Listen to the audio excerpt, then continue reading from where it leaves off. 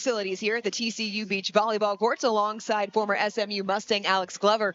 I'm Dorian Kraft. Arizona State back in the sand after the Sun Devils came off just over an hour ago. Alex, we saw fatigue factor into their three-set sweep at the hands of TCU in yesterday's semifinal. How do the Horned Frogs once again capitalize on that rest factor and use it to their advantage? This is Arizona State's fourth match of the weekend. Only TCU's third. The four pairs have already played. The fives haven't seen each other yet. We'll see both of them here next. But if I'm TCU, I'm coming out of the gate extremely hot, being extremely aggressive, trying to play on that exhaustion that Arizona State might have right now. Only the one pair for TCU has played multiple matches. They have won both in two-set sweeps. We are going to have a bit of a different format for this championship match. We are going to start with the 4 and the 5 pairs on courts 1 and 2. Once both of those matches have played to completion, the 1, 2, and 3 pairs will all start at the same time across courts 1, 2, and 3. We are playing this match to decision. That means the first team to win 3 courts captures the championship. TCU has already beaten Arizona State twice this season, a 4-1 victory and a 3-2 victory. Here on court number 1, we have the 4 pairs. In the purple and white for the top-seeded Horned Frogs, it is Anna Vergara and Annalena Camille going up against the 4 pair for Arizona State. They're in the blacks in this match, Tori Clement and Kendall Whitmarsh. These 2 pairs played last night in the semifinal. It was one-way traffic on court number 3. It was Vergara and Camille winning that by a decision of 21-10, 21-12. Alex, you and I felt that was maybe the most surprising result that we've seen throughout the course of this tournament. For sure, and this is a great matchup. If you think about the TCU pair that we're seeing here, they're undefeated on the season. They're 17-0. Arizona State coming up right behind them, though. Their total pair record is 14-5. I can just guess that this one is going to be extremely competitive. Clement and Whitmarsh, though, 0-2 in this tournament. They lost the straight set decision against Vergara and Camille. They had to play a really tough 3-set match in this morning's meeting against Utah to even get into this championship match. They fell to Kylie Pitzak and Ellie Collins of the Utes. That was less than 2 hours ago, so you can think about what they did during the off time. I'm sure there wasn't a lot of warming up. I'm sure that they were trying to get off their feet and just reset. Whitmarsh tried to put it in the corner. Nice D.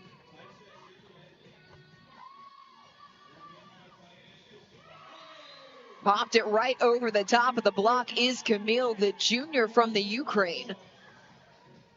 Hugs all around, 2-2 here in this championship matchup.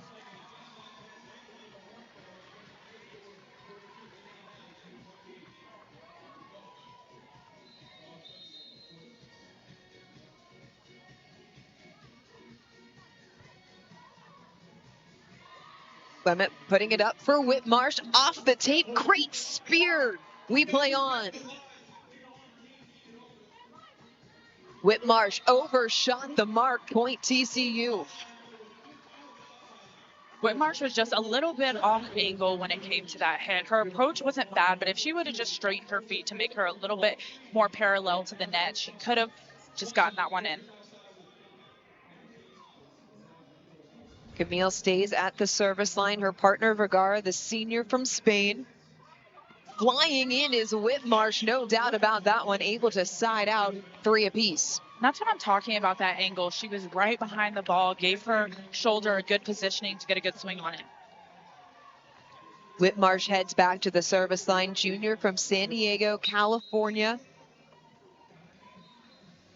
She and Clement, the Big 12 pair of the week, back on March the 27th as Clement comes up with the block. We head to the end change. We'll change sides every 7 combined points. It's to account for the sun, although not a whole lot of sun here today in Fort Worth. There hasn't been a whole lot of sun throughout the course of this tournament. Here's how the duels formats are played. We play in waves. The 4s and 5s in action right now. As we mentioned, 1, 2s, and 3s will start once these matches played to completion. 3 team points wins the duels. Matches are played best of 3. The first 2 sets, 1st to 21, win by 2. A decisive Set number 3 is to 15 as that pushed just wide out of the hand of Whitmarsh. You can see the ball mark there right outside the purple tape here at the TCU Beach Volleyball courts.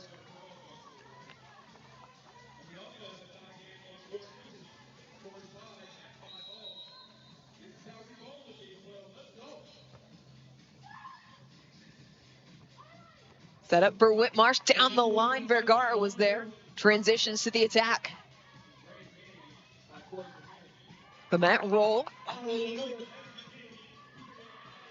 Vergara cut it down for the point.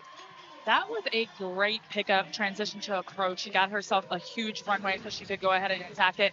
She really could have taken a big swing at that, but decided to go with the roll, given what she had right in front of her, 2 hands. That's the perfect decision.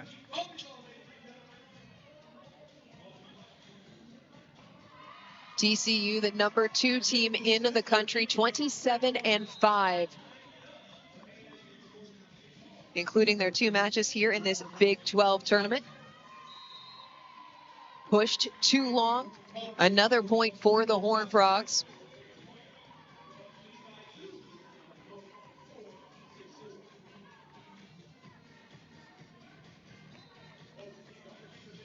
Arizona State and TCU met in the semifinal last night. It was a very similar situation for the Sun Devils. They had to turn around, got just over an hour of rest after completing their opening round match against Arizona.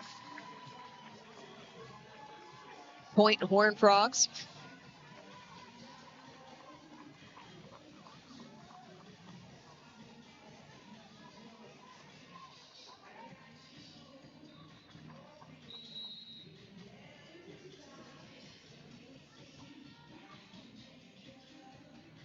Clement setting up a Whitmarsh, rolled it cross. Vergara checks the knee, pops it line. Clement cross court kill, got it. That was a great swing by Clement. She saw that there was hands in front of her, but they were taking it away from line shot. That means that cross court was fully open.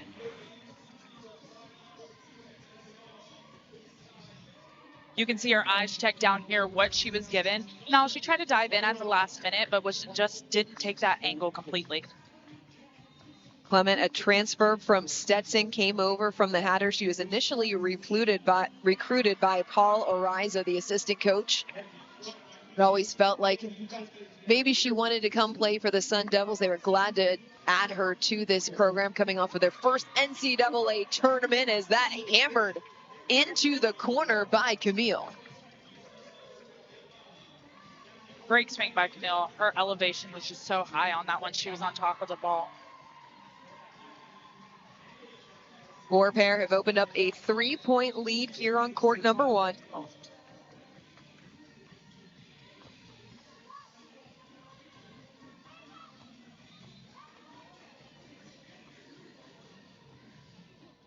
Rolled cross.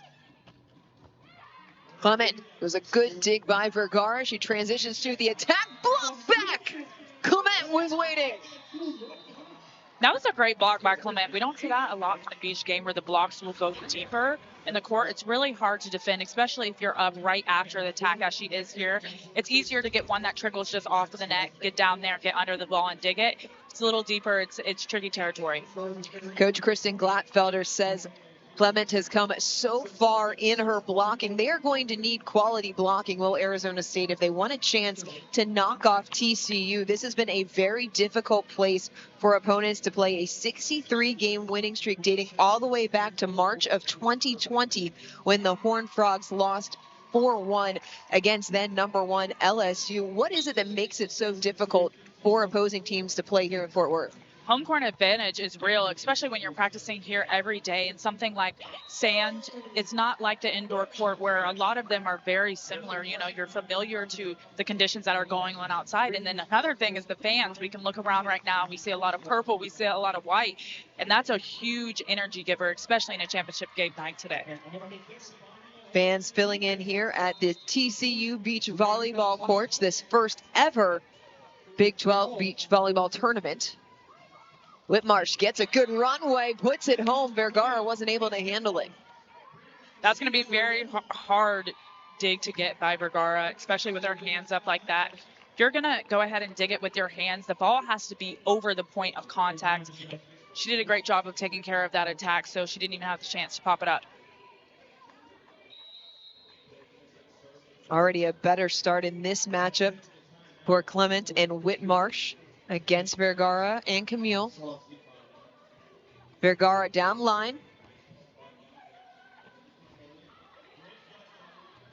The setup for Camille, blocked. Clement again throwing up the wall. Clement's court awareness on this last play was exceptional. Her eyes on the block, just diving in to whatever was given. Right here, you can see her waiting on the block. In the sand, it is a little bit harder to jump, so the timing is crucial. Sand depth for NCAA beach volleyball, a minimum of 18 inches as a point in favor of the Horned Frogs. They're the first to 10.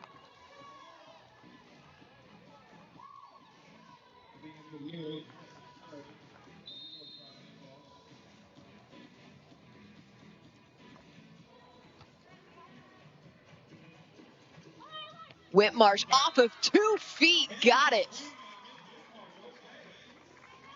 They are both doing an extremely impressive job of staying aggressive. We haven't seen many rolls, and if we do, we've seen the TCU pair pull it up. Every time that they've taken a hard-driven swing at it, it's been really hard to get a dig. Are you seeing any signs of fatigue so far? I'm not. I think they know that a lot is on the line, and this is their last match, regardless of how it ends up. So they're putting it all out there. Clement. The call was for line from Whitmarsh. Got the right angle, but couldn't put it in the court.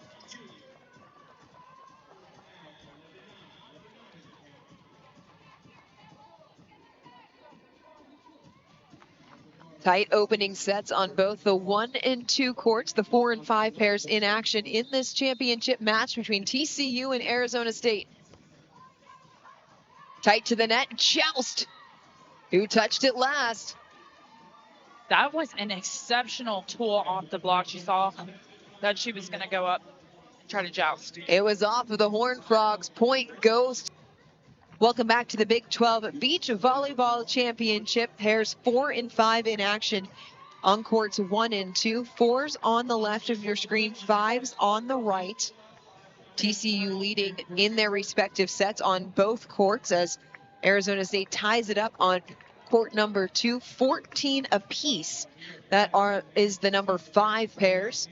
For TCU in the purple and white, it's Daniela Konstantiva and Olivia Kleins going up against Arden Biesecker and Ava Hoy of Arizona State. Biesecker and Hoy already in action today. They were a set and a half in the opening match against Utah. Cross-court kill on court 1 for Vergara. Great cross-body swing by Vergara.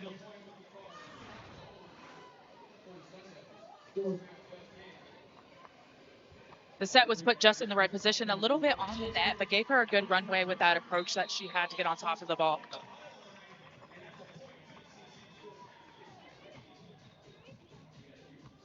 Clement, the setup, Whitmarsh deep. Camille calling for it. Rolled over. On 2. Great up from Whitmarsh. Better get from Clement. Bump set.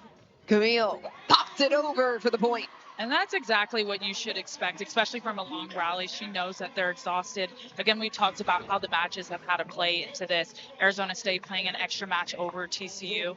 But, I mean, just putting it short, especially when they're on their heels after such a big scramble play, so smart. I love the bump set from Vergara. Misty May Trainer, the 3-time Olympic gold medalist, made an entire career out of bump setting after transitioning from the indoor game.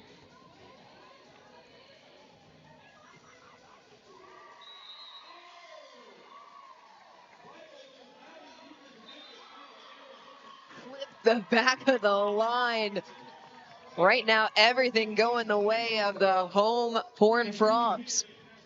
We talked about this a little bit earlier. We saw Arizona State and TCU yesterday just make a lot of service errors. We'd rather have one that goes a little long because that at least gives you the opportunity for the other team to play it.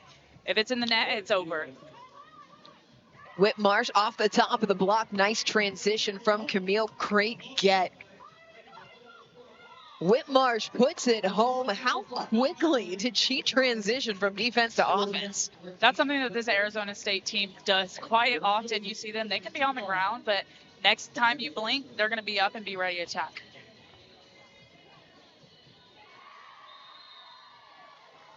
Arizona State 22-13 overall. It's the most wins in program history for the Sun Devils. As Camille again paints the line, this time cross court. You saw Camille there. There was a dig that came off of the ground, so that made her have to approach outside of the court. The only thing she really had was that sharp angle.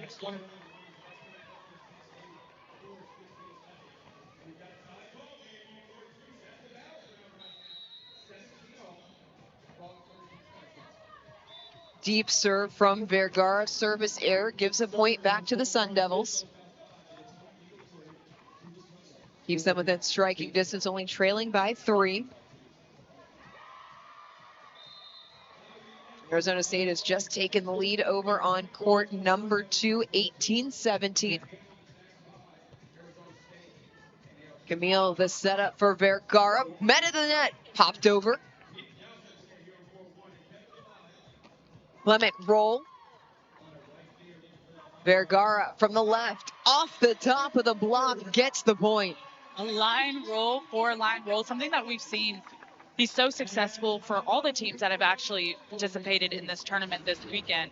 It's so efficient, so hard to get to, especially if you're able to read the court. She saw that the defender was in left back, so going to that deep right line is going to be her best bet. Why did she try to go through the block there instead of putting it high line in the corner? I'm sure it was just something where the blocker's hands were in front of her. And even if she does get a touch off of that, something so hard to defend. So making sure she didn't overshoot and get them, she could at least get a touch if she did go out. Whitmarsh times it. Vergara checks the defense. Cut again on the line. TCU leaving 0 margin side to side.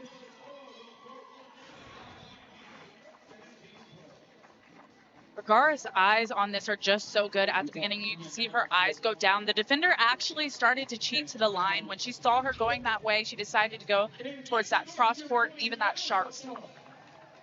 Timeout on the court as TCU has opened up a 5-point lead here on court number 1. Timeouts all around on court number 2. The Horned Frogs leading 19-18.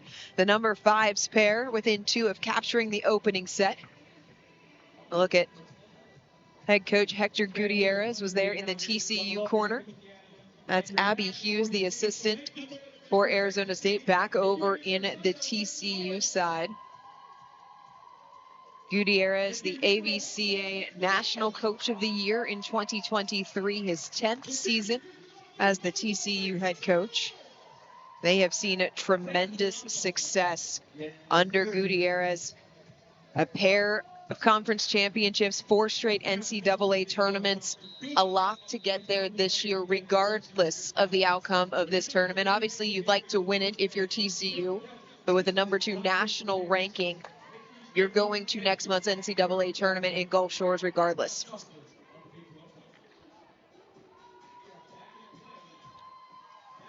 Horned Frogs reached the national semifinal in 2023.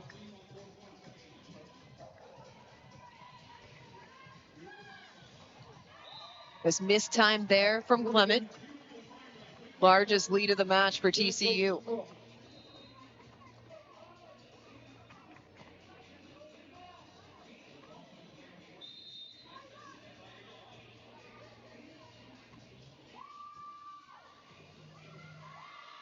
Set up for Whitmarsh. On 2. What a read there from Camille. That's a great read, especially because the blocker couldn't even get any fingertips on that. She didn't even jump with it.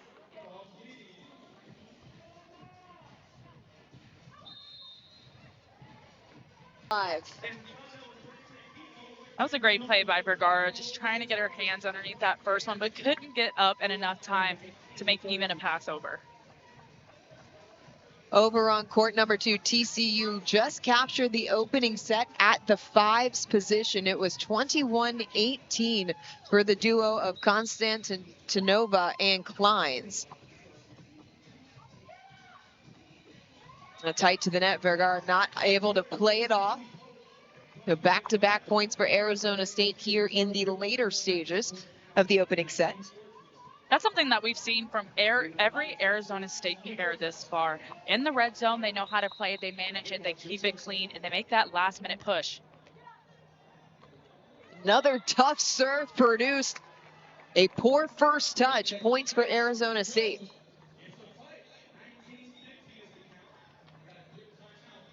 Timeout taken here by TCU as Arizona State has closed the gap to 4. What has it been about the serving of Arizona State over the last 2 points that has produced those errant passes off of the first touch? They're just putting in clean serves. Clean is fast and just barely over the net. It's also flat, so it hits the passers in the chest. It's really got them out of system, having the last 2 aces. Such a mental game at this point. I'm sure TCU took the timeout just so they could recoup, get back on the court, and just try to get a good pass up. It doesn't have to be perfect, but just get it high so that you can get a set and get a good attack in. Assistant coach Abby Hughes in the Arizona State corner.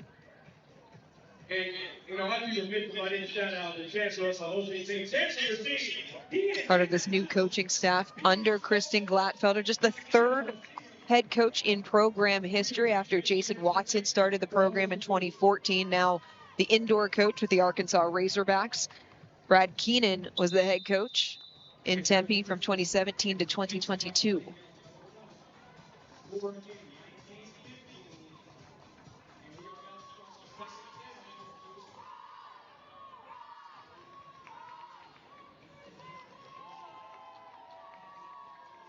Back to action out of the timeout. 3 straight points for Arizona State. Camille sets up Vergara on the right, rolled it over with the pokey, and it brings up set point. That's exactly what Vergara and Camille needed to do. You saw that pass, and for sure wasn't perfect, a little bit tight to the net. That gave them a chance to just go ahead and take care of business offensively. How important is it to know what a good shot is versus not a great hitting window, but still doing enough with it? I think you know when you figure out if they got the pass up or not, and then again, just repeating what works. If you can try out different things, because as we've seen, there's been a lot of different rallies, and you just know what works and what doesn't. You don't do what doesn't work, because I'm pretty sure that they've done a lot of scouting. Once they figure out what a team is, because every matchup looks a little different here, this Arizona State pair could go ahead and move things around a little bit more, because the TCU offensive. Is it the positioning of the serve that you'd like to be more aggressive, or the style? I think it's the style of the serve. I think they got to serve a little bit more flat. Maybe try a little bit more of a float serve instead of having a spin on it. Just adding some movement to this TCU pair can't get under it in enough time. Maybe even just to get them out of system. I mean, the odds of them getting an ace off of every single serve obviously are slim to none. But even just getting them out of system, because right now offensively, that's where they're going off. Off the tape on the serve. Whitmarsh quickly back up and puts it in the back corner.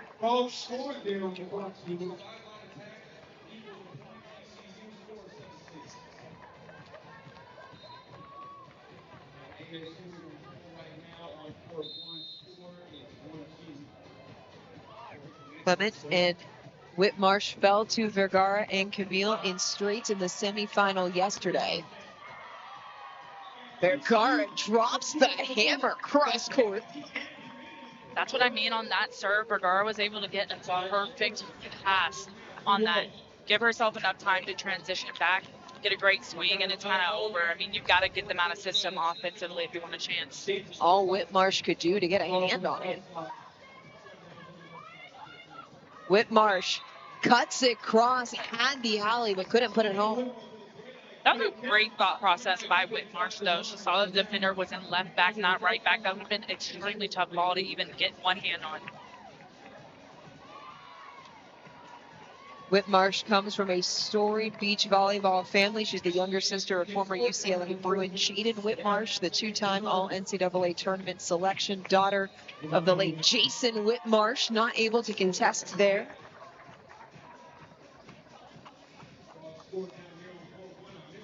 Whitmarsh trying to get up and just poke me at that one. Couldn't get to it in enough time.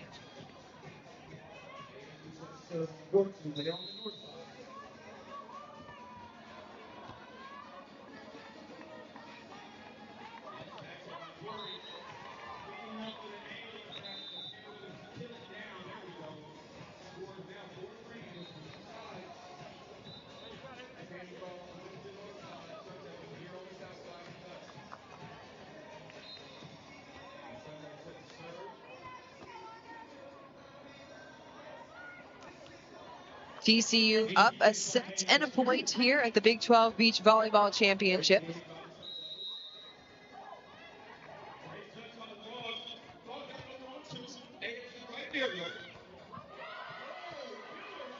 Up with Marsh. Played by Vergara. Pokey over the block. 2-point lead for TCU. That was a perfect set for the situation. Was a little tight to the net, but the options that she had with that, just to go over the block and down that line, whether she wanted to pokey or roll shot it, were limitless, considering the defender and right back was pretty much on her heels. Whitmarsh tools the block. She's been able to beat the block a couple of times, whether it's been Vergara or Camille at the net. I would say one thing for TCU right now, I would go ahead and serve Clement to try to get her to take that third ball. Whitmarsh is taking a lot of those offensive swings right now.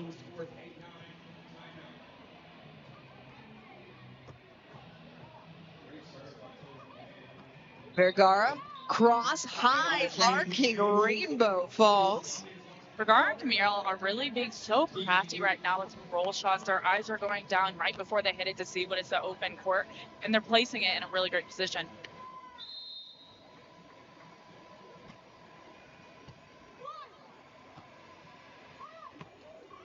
Whitmarsh trying for the range, but overshot the mark. 3-point advantage for TCU here in set number 2.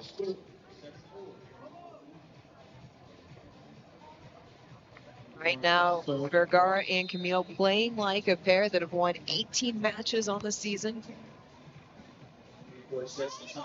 Whitmarsh on the run, cut it cross for the point to get back on serve. I think that's what both teams need to do right now. They're very good, both defensively, picking up a lot of those hard-driven balls. When you see the roll shots and the pokies over short or on the line deep where the defender is not, is that we're seeing a lot of success.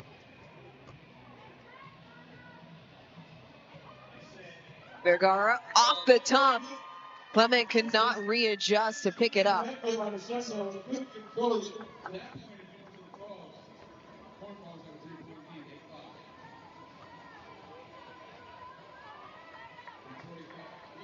TCU was dominant against teams in the Big 12 this year. 8-0 against the Sun Devils, Arizona, and Utah. They won 26 of 31 possible courts this season.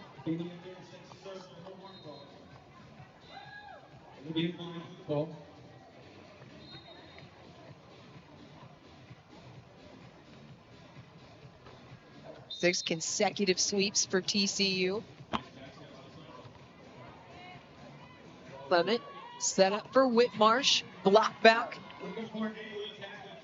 Clement this time, same results. Camille was there.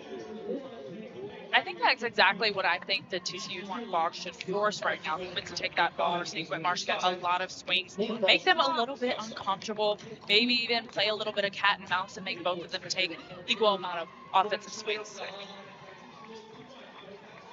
How about that timing from Camille? The timing and the dive together is really what's so successful for her.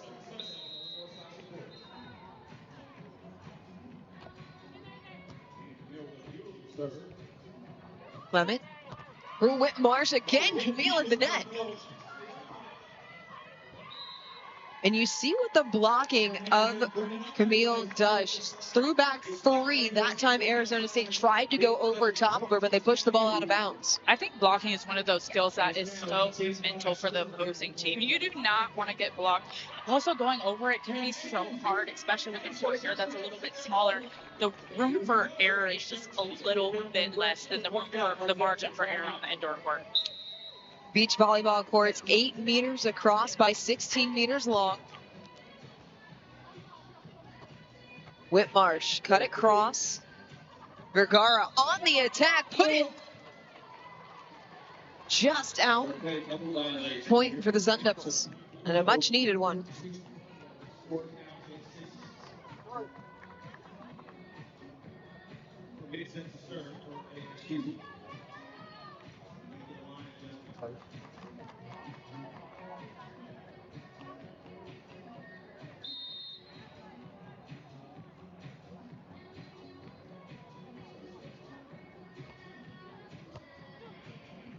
Camille on two, got on top of that to drive it home. That was a great swing, the way that she got her shoulders behind that just at the last minute.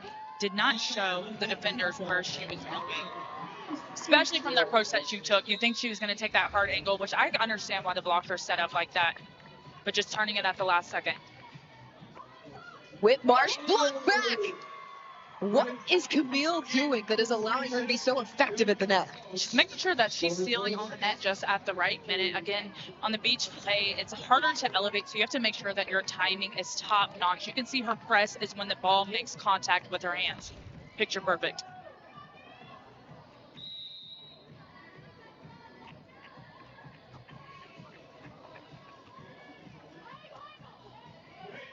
That time, Whitmarsh able to go off the top of the fingers, change the timing just enough that Camille not able to send it back over.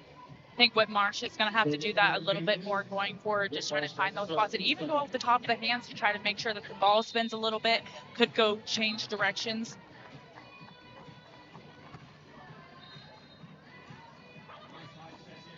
Joust at the net, won by Clement.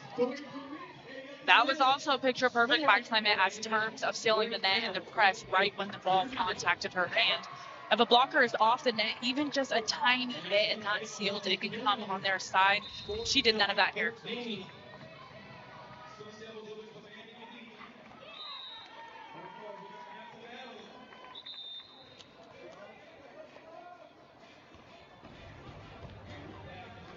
We head to our media timeout. TCU on top, a set and by 5 here in the second.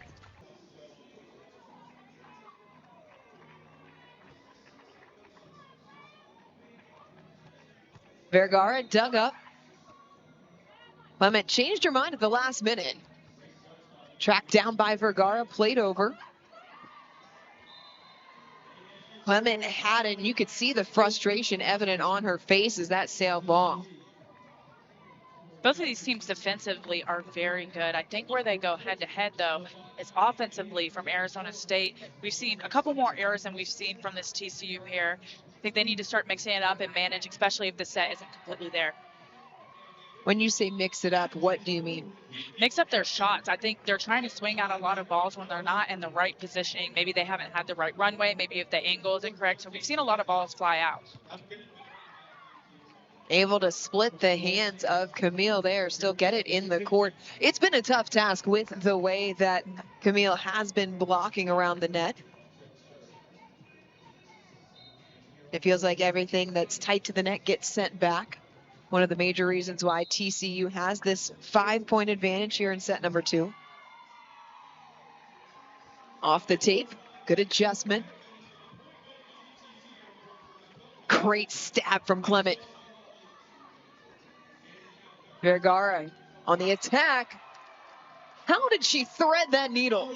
You can just tell this is such long plays, long rallies, scrappy plays. Defensively, they're both there. It's when somebody can really get their hands on it like we see here that we start getting into a little bit of issues. TCU has obviously been able to have a little bit more opportunities when it comes to fully swinging at the ball and getting a clean look.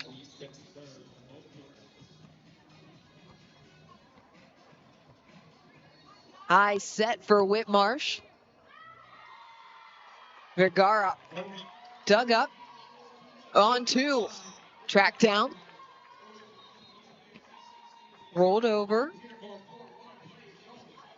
Clement off the top of the tape, out of bounds, no touch. Another point for the Horned Frogs. It's 17-10. In there, like I'm saying, I think if you don't have the right transition, trying to swing at a lot of these balls, especially with Camille right in front of you with 2 hands, they're trying to carve around the block, but when you're swinging full-fledged, that leaves a big room for error.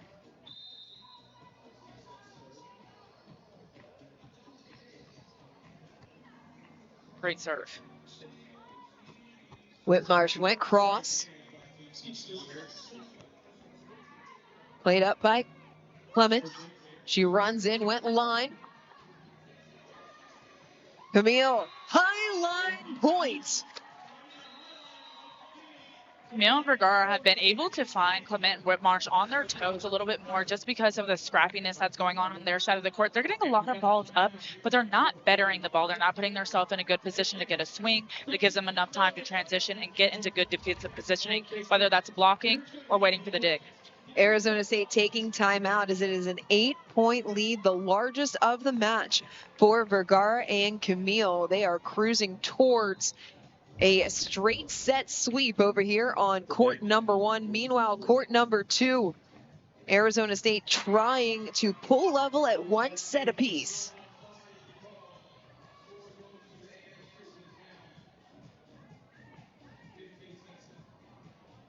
Now just 3 points away are Biesecker and Hoy, 18-15.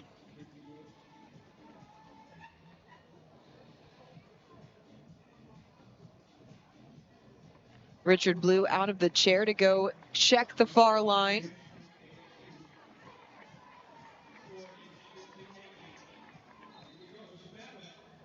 It is indeed a point for the Sun Devils, so it will be Biesecker on serve, 18-15. The semifinal, the first time this year that TCU swept Arizona State. They had won 3-2, 4-1.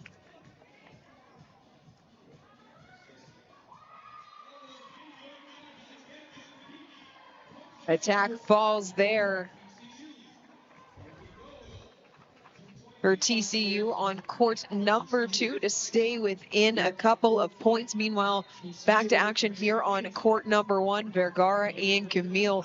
This is pretty much how the semifinal went yesterday in both sets. It was very one-sided. Vergara and Camille, very clean volleyball, very efficient. I think there's a reason why they're undefeated on this season together as a pair.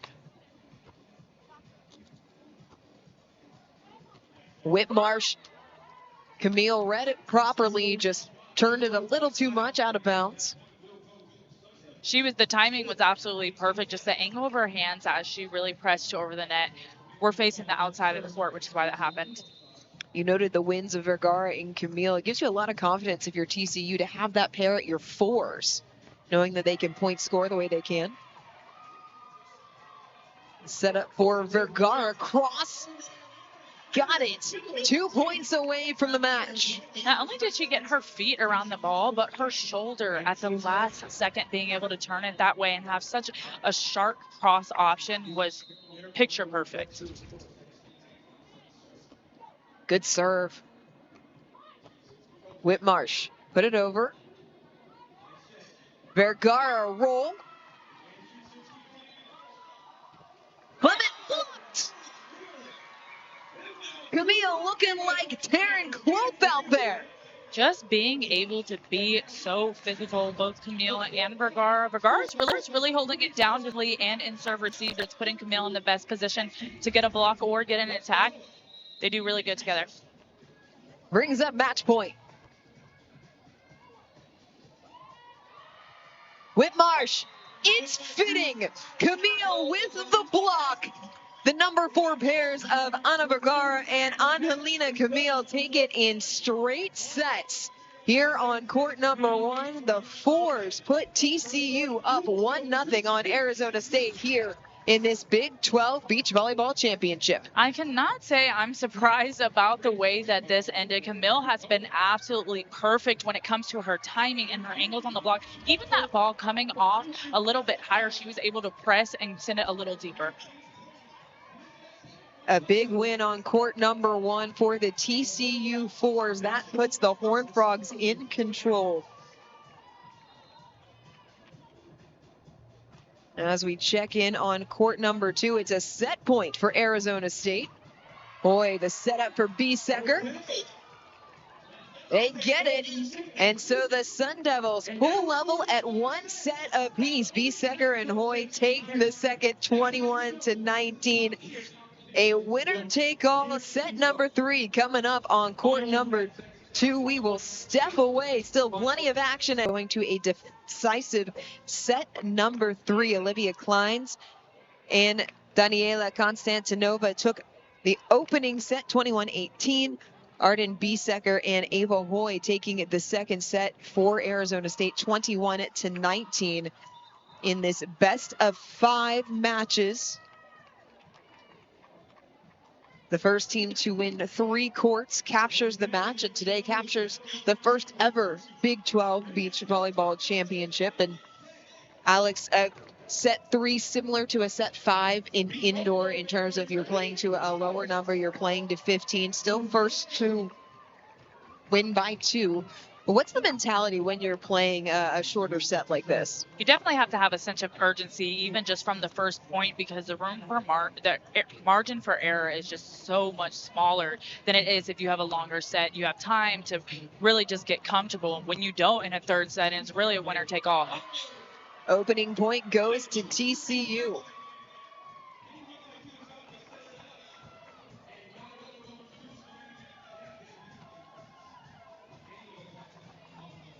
Biesecker and Hoy 6-6 on the season coming into the tournament. They picked up a win against Arizona in their opening match. They were in action in the match this morning against Utah, went unfinished after the Sun Devils took it 3-1 as they answer with a point.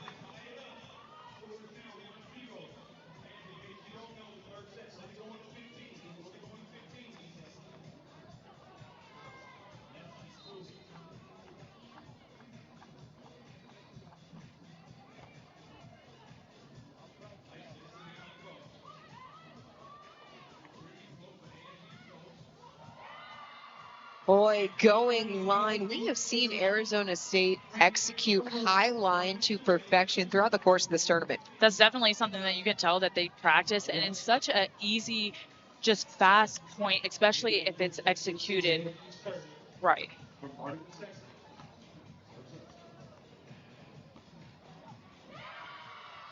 Ace off of the tape. It falls for Biesecker.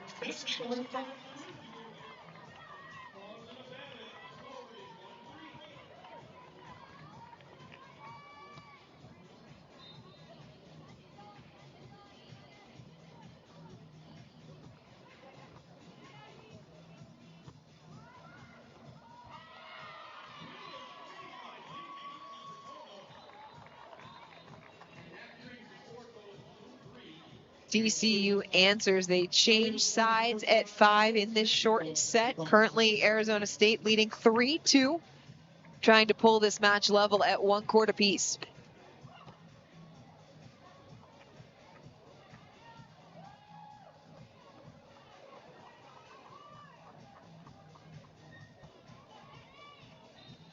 Constantinova and Klein's perfect together on the season. They have played all of their matches at the 5s. Arizona State splits the defense, 2-point lead.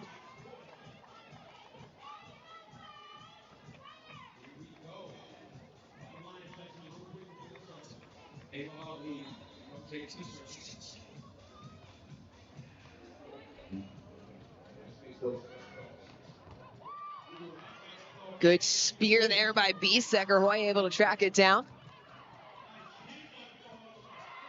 Point 1 by TCU. How about the defense on both sides of the net? I think it looks exceptional right now. Biesecker had a great up. She tried to transition back enough to see that ball, but since it was coming over her shoulder, a really hard angle to get a full hand on it. Went ahead with the roll shot. She gave TCU, they put him in the best position to go ahead and go off offensively. A very young pairing for TCU in position 5. The freshman Constantinova, the sophomore Kleins. Boy, off the top of the net. Klein speared. Off the chest. What an adjustment. Just clears the net.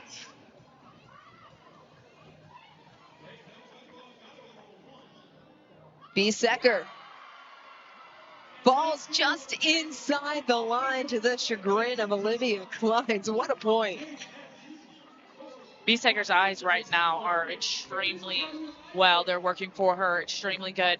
We saw on TCU side that they were picking up a lot of balls, trying to shade towards what they thought the shoulders of the opposing hitter was giving, but she didn't show that one until the last second. Service error gives a free point back to the Horned Frogs.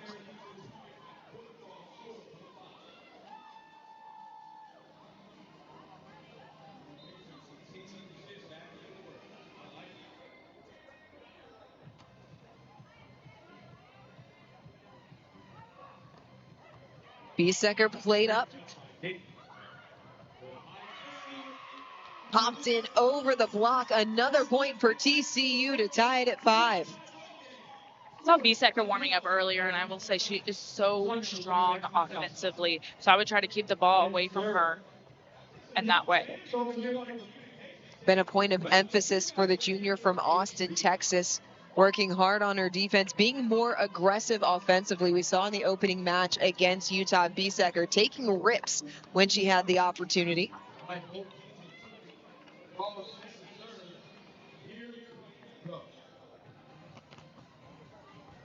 Handles the serve. Roll. It was a thing of beauty. Just popped it right over the top of the block. Talked about her being so strong offensively. It's not that she has a killer arm that has a lot of heat on it. She's just so crafty with her eyes, trying to figure out where the open space is on the court. I think that can be a popular misconception. You talk about such a strong offensive player, you immediately associate that with power, but in the beach game, placement, so much more effective. On cue, Kleins puts it in the back of the court. No one home to get it.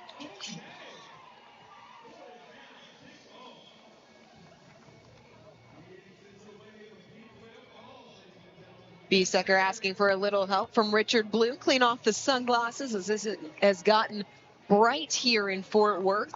Still overcast, but the sun poking through at times.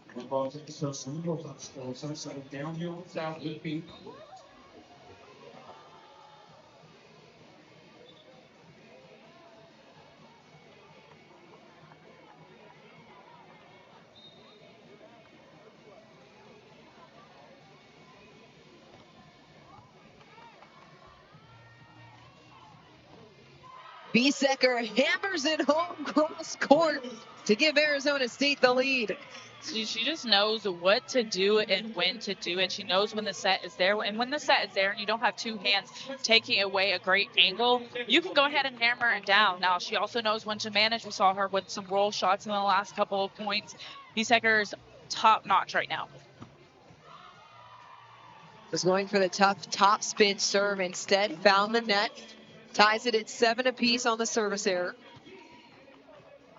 If there has been an Achilles heel that we've seen over the course of the tournament for Arizona State, they've had the tendency to throw in service errors at inopportune moments. Biesecker cuts it cross to get back in front. Again, just so smart, going for the more cat and mouse game. She'll swing at one and then she'll roll another. She'll pokey another, just going back and forth to make sure that this TCU pair stays on their heels. 15 combined points. We change sides once again. As Arizona State now halfway to pulling this dual level at 1 match apiece.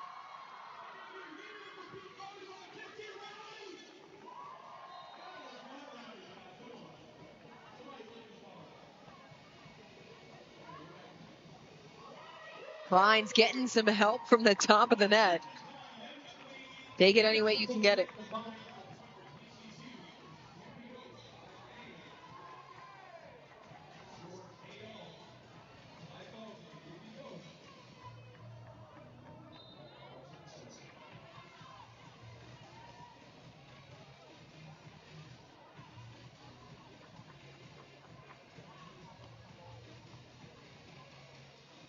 Boy sets it up for Biesecker. Kleins comes flying in, had a wide open alley down the line. That was a great attack by Klein. She saw that her cross court was being taken by the block and just went ahead and hammered it down the line. TCU pushes their nose in front.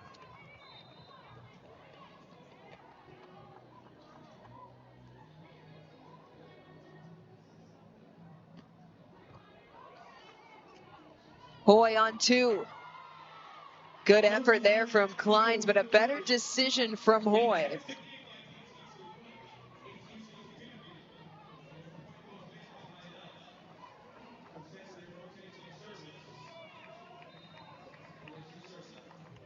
As one would expect, the top two teams in the conference, a closely contested match and a service ace.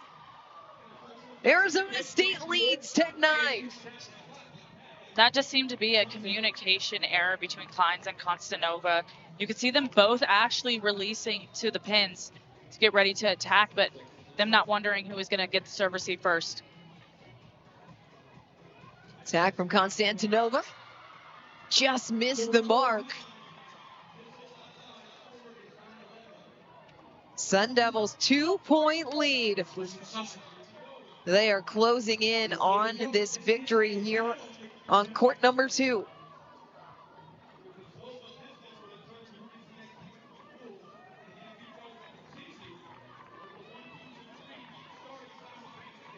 You've already referenced Arizona State's ability to finish in the red zone. What is it that makes them so solid in late stages of a match? They really know how to manage. I would say, aside from their serving, everything else is just picture perfect. They make sure that the set, if it isn't there, they just get on the other side to get themselves in a great position to go ahead and dig the next ball and try to do it again.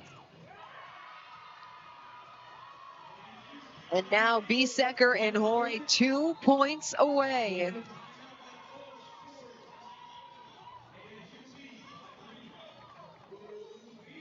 Timeout on the court. Biesecker and Hoy 12-9 in the third.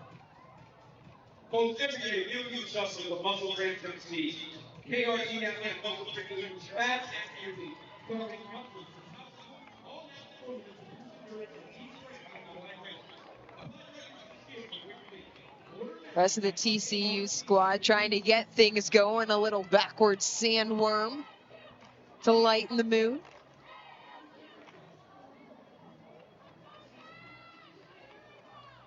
TCU's chairs and umbrella are in the top left of your screen.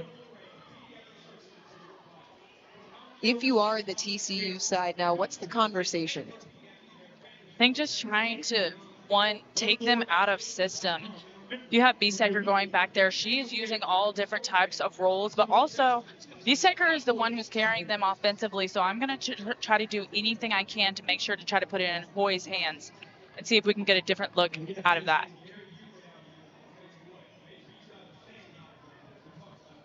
Gritty performance from Arizona State. Just over an hour off court before having to turn around from this morning's match to play here in this championship against TCU.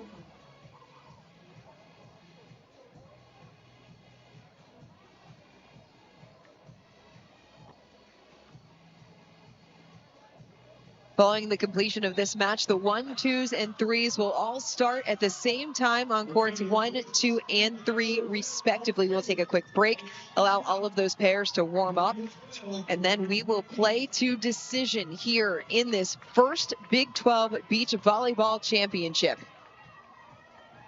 First team to 3 wins the duel, wins the match, and captures the title. Arizona State not just looking for a championship, but looking to really solidify their claim to the NCAA tournament next month in Alabama. Smart read there from Constantinova. That's exactly what I would continue to do. If the set is not there, just manage it over, get yourself in a better position, get set defensively, and get ready to dig. Great serve. Biesecker rolling it short, read the defense drop back, and has put her team within 2 points of pulling level. Again, Biesecker is really that hot hand, so I'm doing everything I can to have Ava Hoy just take that first touch so that she'll have to be the one to swing. Hoy on the attack. Kleins from the left. Biesecker has to set it up. Hoy goes cross, popped up. Kleins, great get. Biesecker there on the first attempt, could not keep it up. Kleins and Constantinova able to side out. think that was a great rally by Kleins and Constantin over there. You could see that they made Ava Hoy take the attacks on that one, and they were able to get back defensively and pick up both of them. Whereas Beesecker, she's been a little more crafty, especially in this match, keeping them on their heels, and she's definitely gotten a lot of kills from that. Kleins moves back to the service line. Cross court, Hoy finds some space, and it brings up a match point.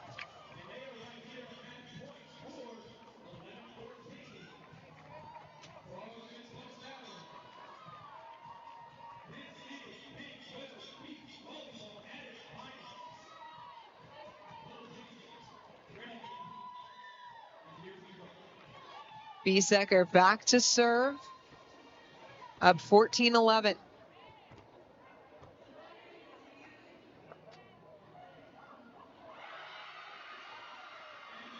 Misplayed, and Arizona State takes the match in 3. They capture the third, 15-11.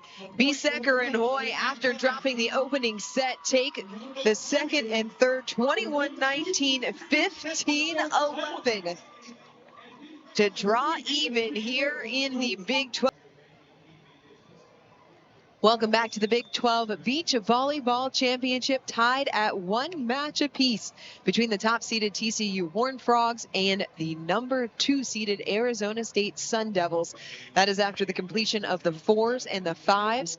Pairs 1, 2, and 3 set to get started simultaneously. The first team to capture 3 points, 3 courts, wins the match and wins the first ever Big 12 Beach Volleyball Championship.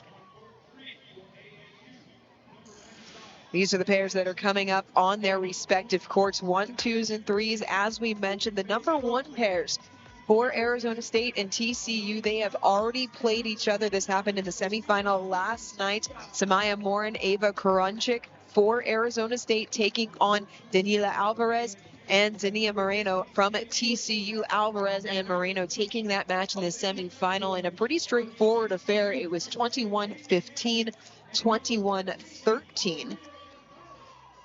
The number 2 pairs, Olivia McElroy and Ava Williamson, taking on Haley Hamlet and Maria Gonzalez. They also played in the semifinal, as in the semis it was the 2s, 4s, and 1s going head-to-head. Hamlet and Gonzalez. It was a tight opening set, 24-22, but then 21-13 in the second. And Daniela Kensinger and Anya Pemberton, the number 3 pair for the Sun Devils. They are going up against the 3 pair for the Horned Frogs, Alanis Navas and Sofia Isuskiza. They started their match yesterday. It was early on in the opening set. It went unfinished due to the TCU sweep. There's a look at the top seed of Alvarez and Moreno. It has been a stellar year for this former ABCA Pair of the Year, the Olympic duo that took last year off to qualify and play in the Paris Olympics in 2024. 13-3 as a pair. Meanwhile, Morin and Karunchik 7-5 on the season, 2-1 in this tournament. Their lone loss to Alvarez and Moreno. Opening point goes to the Horned Frogs.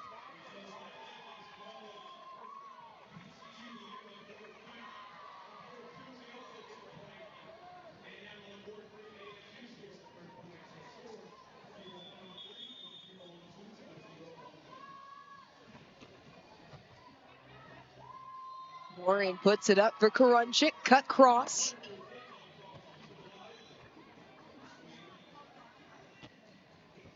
Morin just inside the line for the kill. That was a great attack and exactly what they're going to have to do. We saw Alvarez pull off of the net to try to help defensively here, but her feet were not stopped. Then the communication between who was going to take the ball between the two kind of fell through.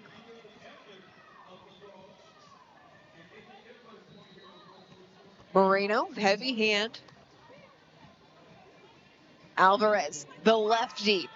She is able to create such ridiculous angles and spins using that lefty cut.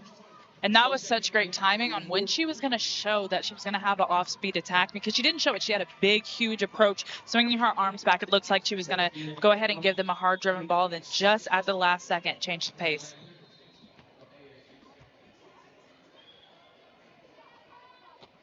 Grunchick able to tool the block as Arizona State ties it at 2 apiece. I think that's exactly what Crunchick and Morin are going to have to do. They're going to have to find a way around that Alvarez block, which is like a wall. What is the most effective way around an Alvarez block? Either you just have to change up your shots. You're going to have to go off top of high hands, which is so hard to defend because you can't track which way those fingers are going to spin it. Hard to defend that. Another point for the Horned Frogs.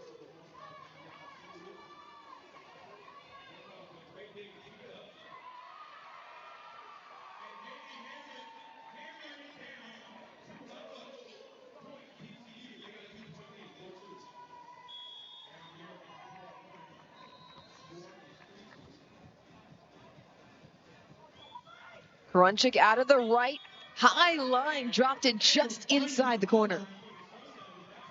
Super smart on Crunchick because Moreno was in right back. She didn't have enough time to get back there. She also saw Alvarez trying to back up. Best thing that Alvarez could have done there was try to put up her hands to see if she could just get a touch on it and pop it up, but couldn't move back in enough time. Moreno, big swing met by Morin. Alvarez cut it just inside the sideline. Again, she is just so good with hiding that she's going to do her off speed just until the last second. Switching ends at 7. This dual format played in waves. 3 points wins the dual matches, played 2 decisions. So the first team to 3 will win the match. Best 2 out of 3. The first set's first to 21 win by 2. The third set, first to 15 win by 2. Grunchick clips the back of the line. What a shot.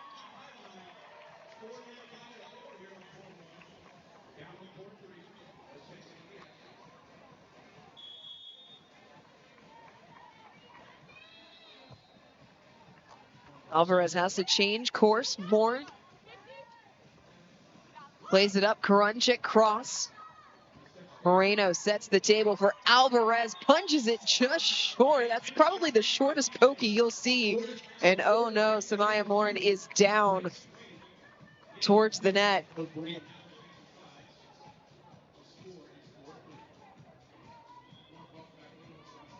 That is something that Arizona State does not want to see. Morin has struggled with injuries, missed all of last year. Wasn't able to do much in the beginning of the season. They really had to work to get her back ready for the bulk of this season. Did you see what happened in real time? I did. It looked like her leg buckled underneath her on the landing. Yeah, definitely buckled underneath her. I don't know if it is her knee or her ankle. Something definitely so scary. It looks like Alvarez may be under the net a little bit. You can see more in there. That left thigh heavily taped.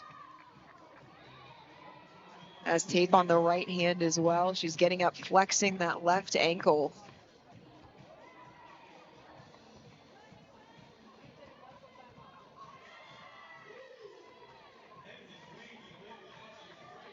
Good to see that she's able to get up, walk under her own power. Kristen Gottfelder out to check on her after Morin came over with Glattfelder from Grand Canyon. Due to initial impact, when you have a landing like that, the biggest thing is it could just be so scary. A lot of times when you have an injury either to the ankle or a knee, it's that initial shock that gets into your leg that can really frighten an athlete. It's also mental as well. When you've worked so hard to rehab an injury, to get back, making sure that you're okay after the initial impact, as you mentioned. So a quick break here on court number 1 as Samaya Morin will get looked at over on the Arizona State side. Across the way, court number 2, the 2 pairs of McElroy and Williamson in action against Hamlet and Gonzalez. Hamlet and Gonzalez an early 4-point lead, and a 2-point game over on court number 3 between the 3 pairs.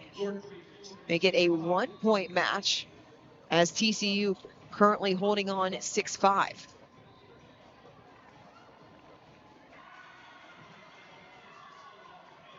See the trainer taping up her ankle, definitely an ankle injury. Looks like she may be able to push through it, go ahead and continue in this set, but definitely we'll be looking at that in terms of attacking and also blocking. Her elevation is going to be a lot harder, especially not having that same flexibility in that ankle that she had before. So we are in a medical timeout here on court number 1. You can see the trainer out taping the left ankle of Morin.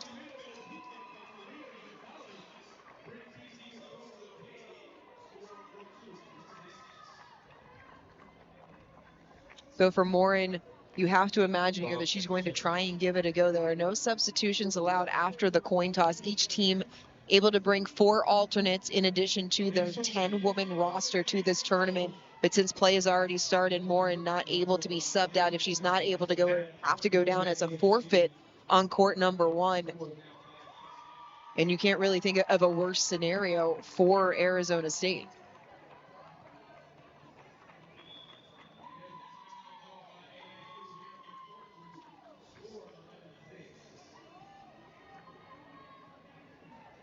Sun Devils still with a few minutes to make the final decision as to whether or not Morin will come back out alongside Karunchik after what appeared to be a left ankle injury under the net on that last point as she and Alvarez both going up for the ball. So if things were to go a little different earlier and TCU were to be up 2-0 right now, that would mean that this forfeit would automatically have and give TCU that conference championship. You can just imagine how defeating that would be to go out like that. Well, we're not there yet, so let's give it a few minutes to make a final decision as Morin is up, is walking, so that is a good sign for Arizona State, getting some movement in, gets a high five there from Moreno. But if you are TCU in this situation, you know Moreno is slightly hampered by the ankle. What is your strategy here? Attack her in any way that you can. That's on the block, that's defensively, that's in serve receive. She's not going to be able to probably be as flexible and as fluid when moving around. So you got to take that into account when you're this TCU pair. Morin able to track that down, sets up Karunchik, sent right back by Alvarez. And if I'm Karunchik right now, I'm trying to take most of the load when attacking and blocking, trying to stay up in the air as much as I can to make sure that I can take it off of Morin. Conversely, how does Arizona State, as that serve sails wide, how does Arizona State protect Morin a little bit more? Definitely, if they need to, sending the ball over on second, just Karunchik jumping as much as she can, even if that means that she has to take a couple of sets away from Morin and take them for herself offensively.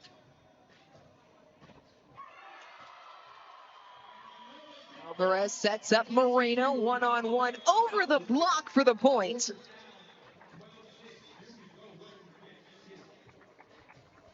(7-5) in favor of the Horned Frogs after that brief medical here on court number 1.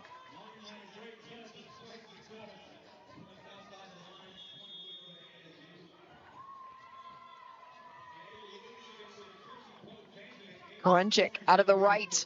High line, got it to go. That's exactly going to be the formula to their success right now. Karunchik taking that swing. The high line for Karunchik has worked all weekend. I don't think that she should stop now. Moreno tried to power it past the block a little too strong. We changed sides, tied at 7.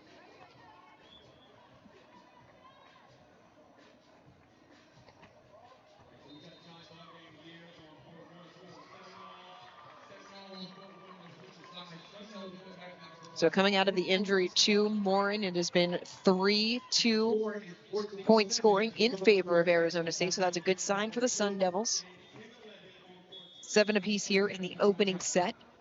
TCU has doubled up Arizona State on court number 2, 14-7 in the twos pairs. Sun Devils up 1 on court number 3. Pokey speared, somehow got it over. Alvarez not able to track it down as Arizona State takes their first lead of the set.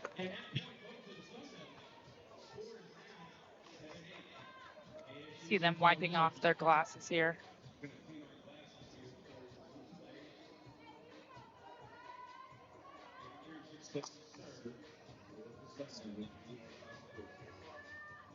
TCU, the top seed in the tournament, the number 2 seed nationally. As we take a look there at Morin. TCU spent time this year ranked as the top team in the country. Landing only on that one, but still getting up pretty high.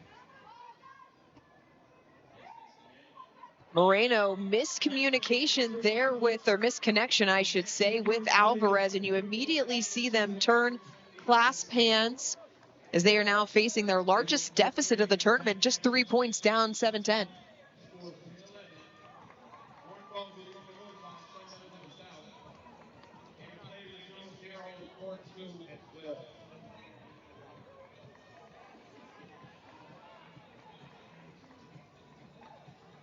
Timeout taken here on court 1 by the Horned Frogs, trailing by 3 in the opening frame.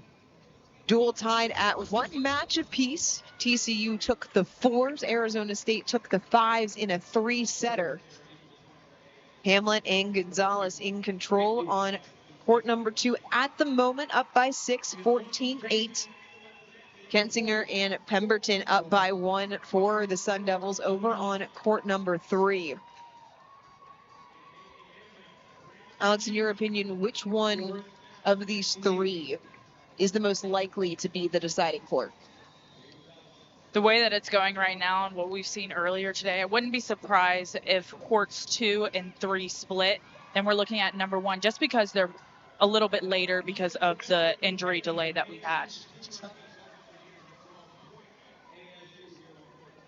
If you're TCU, you have to feel good about your chances if it does come down to your number 1 court. Alvarez and Moreno, they have been so good all year long. Their 3 losses have all come in 3-setters.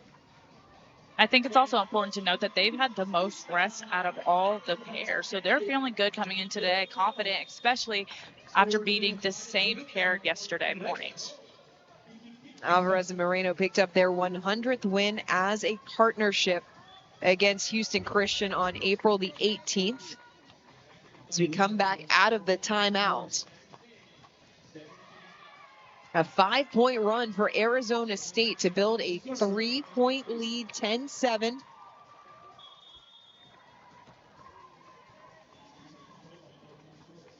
Moreno from the left, cross, big swing to get back on serve.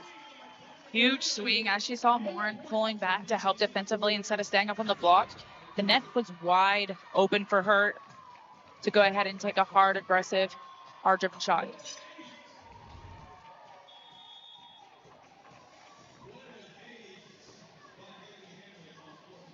Krunchik plays it up for Morin. Just long as the right idea, just couldn't bring it in the court. That's what I say when TCU really needs to attack to make sure that Morin can go ahead and get that attack over, just trying to really isolate her, make sure that she's jumping as much as possible. Krunchik, the setup, Morin off the right. Moreno on the attack. Inside the line, 10-all. Almost the same thing that we saw 2 points ago. Moreno having a full open net because Morin is pulling back to help try to get a dig up instead of staying up to block, maybe get some fingers on it. She needs to make sure that she knows that she has the green light to go ahead and... 4-point run for the top pair for the Horned Frogs has pushed them back in front by 1. Quick break here on court number 1 as we are in action at the Big 12 Beach Volleyball Championship. Moreno cross for the kill, 3-point lead. Right now, I can see a little bit of frustration on both Morin's and Krunchik's face. I think just with the positioning of the block, it's hard to tell where she was going to be able to attack that ball. Maybe Krunchik coming a little bit too much into the middle of the court. Speared. Krunchik on 2, drops it where there's no one home. That'll alleviate some frustration. Doreen asked me earlier how we can keep Krunchik swinging right now, how TCU can keep it away from her. Krunchik continues to put it over on the second ball attack. If we can get a good pass, a high pass where she can get her hand on it, Arizona State can really close this gap. close the gap with an ace. They're back within one off of the hand of Moreno.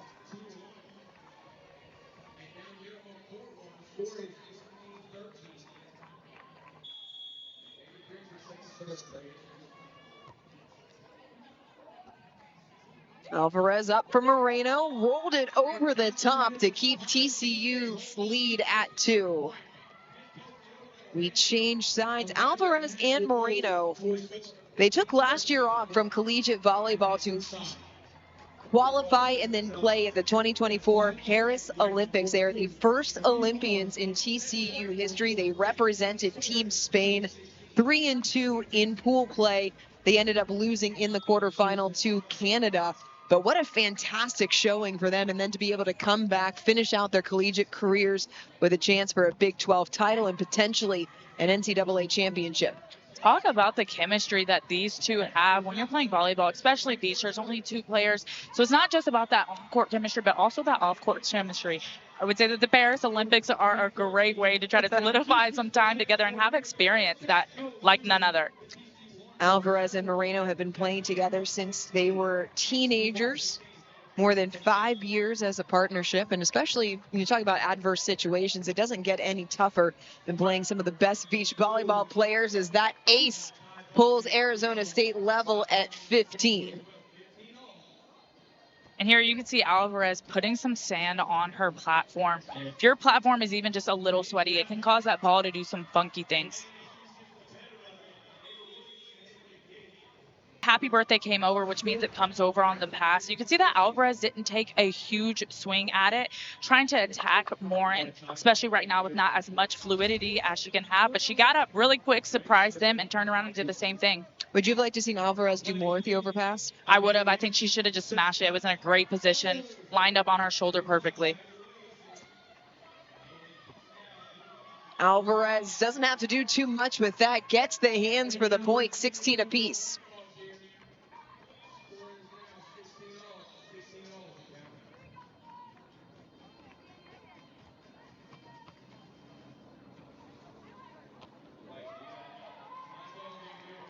Alvarez back to serve. She does have both the float and the heavy topspin in her repertoire.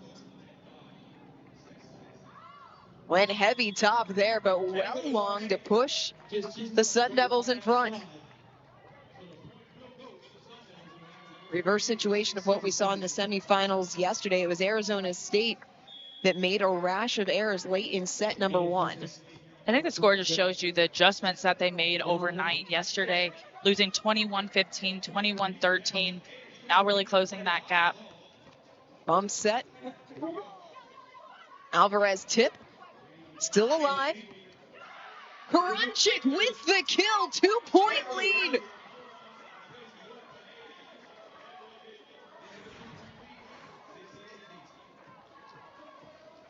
That was a great transition ball by Karanchik. I want to say that she didn't have the best time getting up. She does not waste time after the dig. Make sure that she has a good runway, backs up. So most of the time outside of the court, that time she didn't have enough, but just enough to get the kill. Alvarez out of the right side, the lefty taking on Morin. That is a heavy swing. I think we looked at the happy birthday earlier. I think that's exactly what Alvarez has to do. She really has a hammer as her arm. And right now, with things not going Morin's way, some have hit the top of her fingertips, some have gone straight through the block. She needs to continue to attack that. Keeps TCU within 1 here in this opening set as Morin goes to the referee. Steve Funk is our ref here on court number 1, getting a little help with the sunglasses. Morin went to those during our media timeout.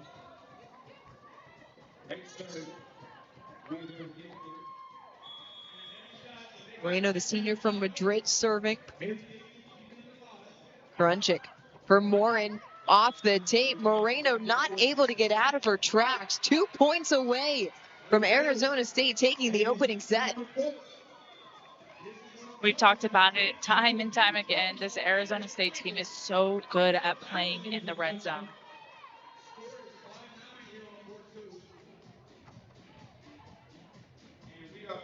Alvarez Down the line, just clips the tape. That's where Alvarez's size really helps her. She went over the block on that one. The set was just high enough for her to contact it at its peak. The angle that she was able to take there as a lefty as well. That's something that this Arizona State team is not going to be able to.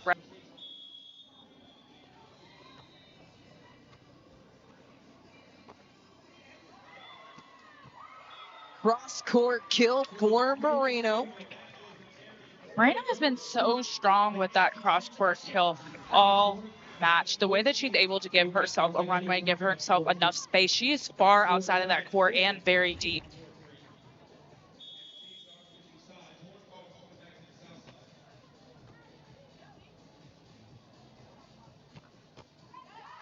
Speared off of the hand of Moreno. Alex, that was headed your way. I've seen that 1 or 2 times before, so it doesn't faze me at this point.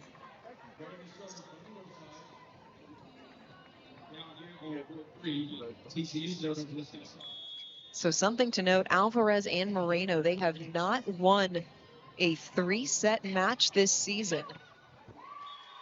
As Moreno goes cross-court for the kill, they have been able in all of their wins to dispatch opponents in straight sets, but sometimes you do need that adversity in the middle of the season where you know you're able to pull it out 3. Not that Alvarez and Moreno are lacking confidence. That's got to sit in the back of your mind a little bit. I think this is one of the best times to be tested, especially TCU pretty much knows that they're going to the national championship. You want to be tested here more than you want to be tested there. That is for sure. There are some tough teams that await in the NCAA tournament. Both TCU and Arizona State have faced a very difficult schedule loaded with the top teams in the country, as Moreno off the outstretched hands of Karunchik for the point. Smart on Moreno. We've seen a lot of hard-driven attacks from her these last couple of points, so to go to that deep line really is going to make Arizona State at least think before they make a defensive play.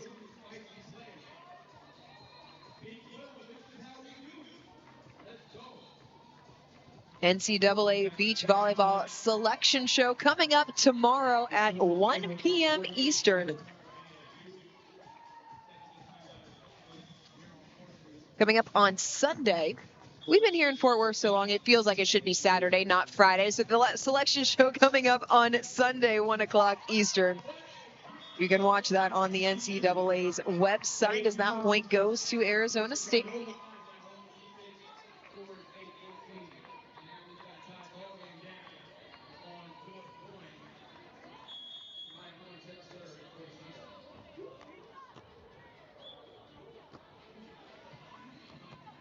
Alvarez drops the hammer into the back of the court.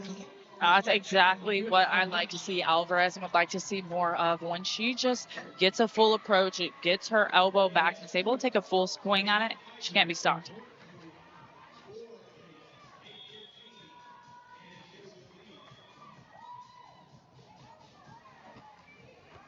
Big serve from Moreno and a fist pump afterwards. That was a great serve by Moreno. I mean, picture perfect, especially attacking Morin.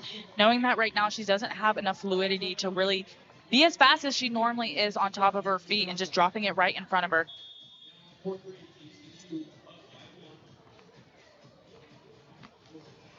Another heavy topspin serve punched over by Morin. Moreno, it all started with the serve. It pulled Arizona State out of system, and the Horned Frogs able to finish.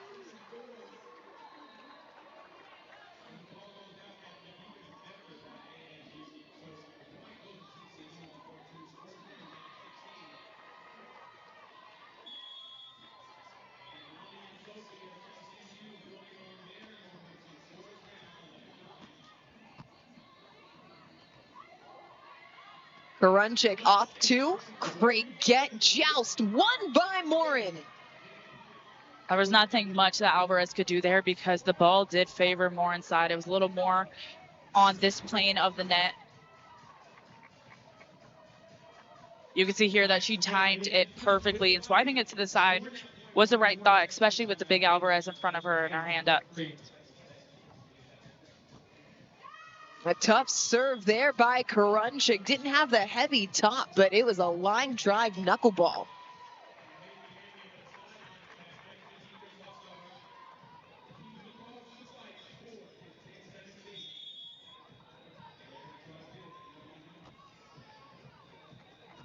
Moreno sets herself on the attack, cut it cross to keep TCU in front by 2.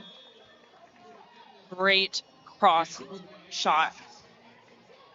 She really cut it sharp. Alvarez and Moreno take the lead into the side change, 8-6 here on court number 1. TCU won the 4s in straights. Arizona State took the 5s in 3. Right now, Williamson and McElroy on court number 2, 3 points away from pulling that match even at a set apiece. A service error there gives a point to the Sun Devils.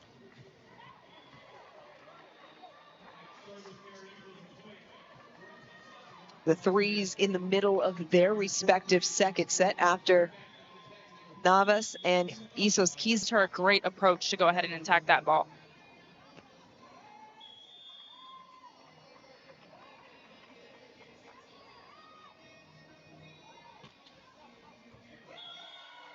Puts it right on the back line. Another service ace for Moreno. What is she doing from the service line that's allowing her to point score so effectively? Her topspin serve is just dropping at the right moment. She's doing a great job of going shorter right in front of the defenders and then going deep.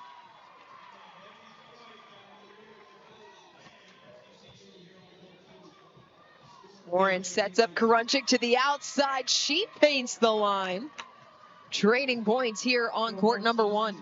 Something that's being so successful right now for both Arizona State and TCU is being able to attack that line, whether it's a roll or a shot or a hard-driven attack like we saw here. Alvarez has to pokey. Morin played up by Moreno. Deep roll, but too much. Point Arizona State.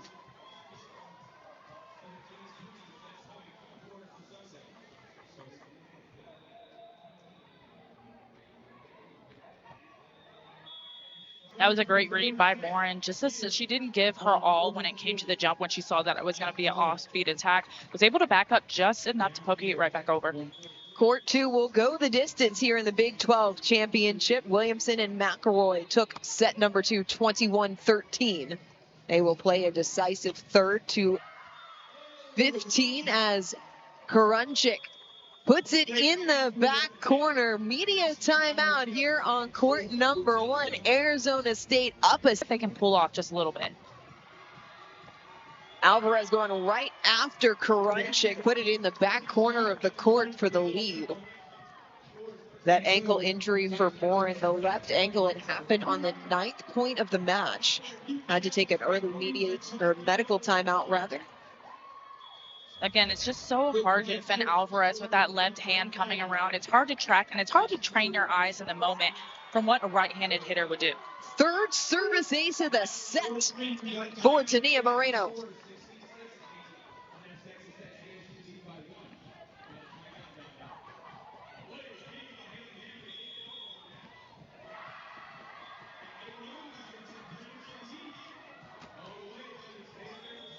Too much there on the top spin. Free point to the Sun Devils. That topspin serve is a little bit harder to control than a typical float serve just because of the toss and there's different variables going on. The bump set for Alvarez. Off the top of the net and out of bounds. 14 all. And you're getting to the point in the set where if you're TCU, you have to make sure that you are playing cleanly. You do not have the cushion of the opening set, so it's essentially now or never if you're the Horned Frogs. Exactly, and what they need to do right now is serve tough. It has been so successful for them. They do not need to pull off there. Alvarez missed it down the line, an uncharacteristic mistake for one of the top pairs in the country. especially on the right side for lefty. That's the side where you want to see them go line because it's a little bit easier from where the ball is coming now. 15 all here in the second. It was 15 all in the first before Arizona State closed it out on a 6-3 run. Blocked by Alvarez, poked back over. Morin on 2. Alvarez off of 2, cut it. And too strong, in the frustration visible on the face of Daniela Alvarez. Moreno is putting her in a good position, giving her good sets to get a good attack, but I think there's just something a little weird going on with her wrist right now, which is causing those out-of-bounds errors. So how does she bring it back in? I think it's just more of a trial and error, not trying to cut so close to the line. Joust at the net, played on. Grunchick blocked back, out of bounds. Another point for the Sun Devils. 2-point advantage, 17-15, and a timeout taken by TCU.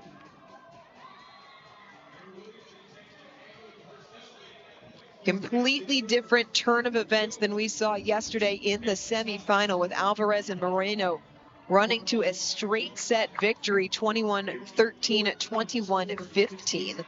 What's the biggest adjustment that you've seen from Morin and Grunchick today?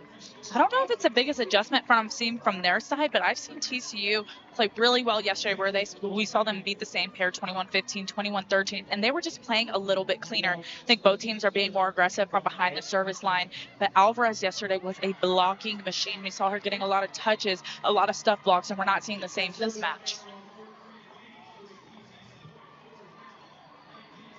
Court number 2, the 2 pairs, Arizona State within 1, McElroy and Williamson on serve, trailing 5-6. Going up against Hamlet and Gonzalez. That's Gonzalez getting the kill to push TCU to a 2-point lead. Meanwhile, the number 3 pairs on court number 3, 19 all. TCU took the opening set there, 21-16.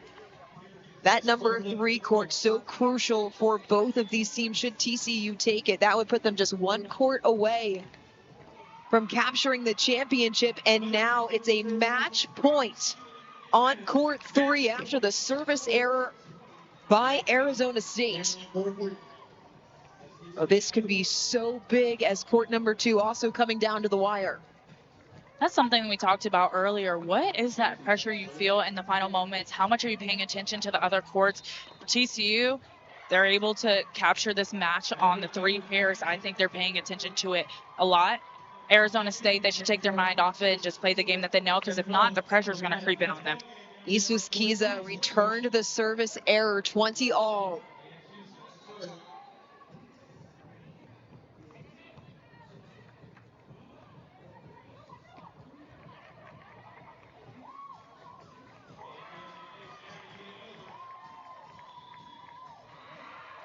TCU drops it in the back corner on court number 3.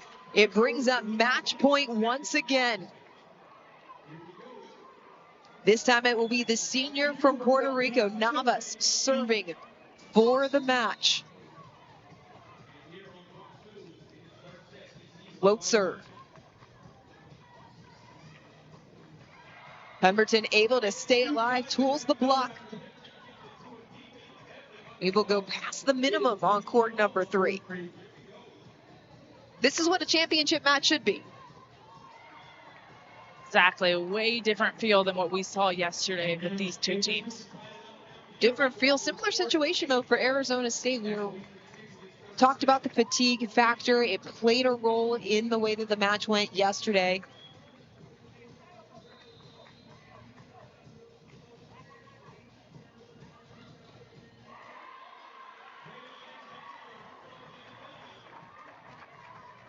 Untimely mistake there on court number 3. The serve was wide. It'll be a 3rd attempt to close out the match for TCU.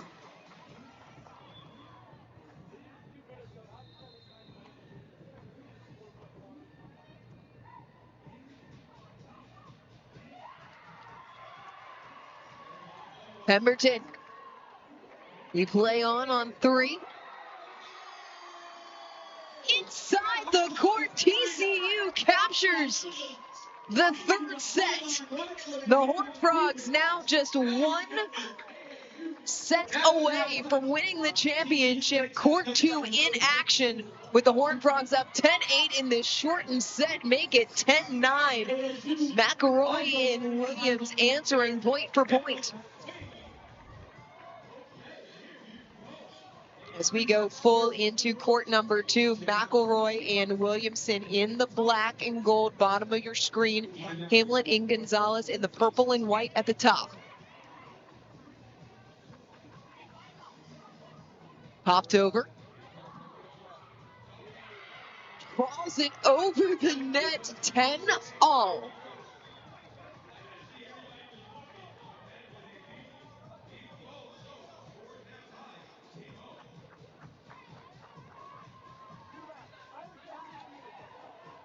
We're in a medical timeout here on court number 1. But right now, court number 2, the deciding factor potentially. Hamlet and Gonzalez and McElroy and Williamson tied at 10 in this 3rd set. TCU just won court number 3 at the 3. So if they pick up this court, they win the championship. They're ahead 11-10.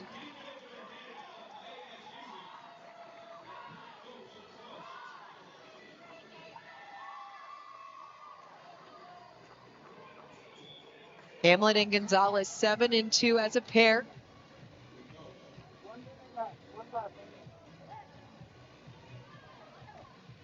Off the top of the block, the answer there from Ava Williamson, a 2nd-team All-American a year ago. That is a great swing by Ava Williamson. We saw her power through the block there. There was a good angle taken away, but just couldn't get to it at the right time.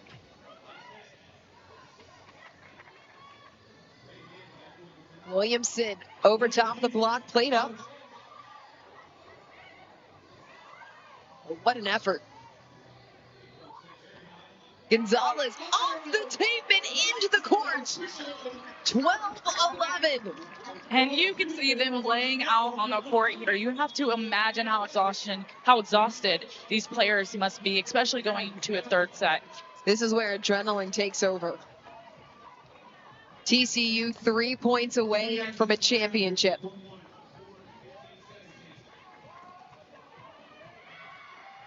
Service error committed there by Hamlet. 12-all as we are back to play here on court number 1 following a medical timeout. Arizona State leading TCU 17-15 in the 2nd after the Sun Devils took set number 1, 21-18.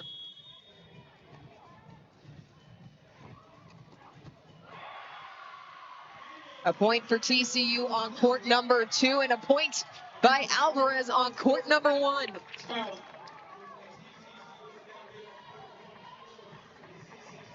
It's a race to the wire here between the 1 and 2 pairs in this inaugural Big 12 Beach Volleyball Championship.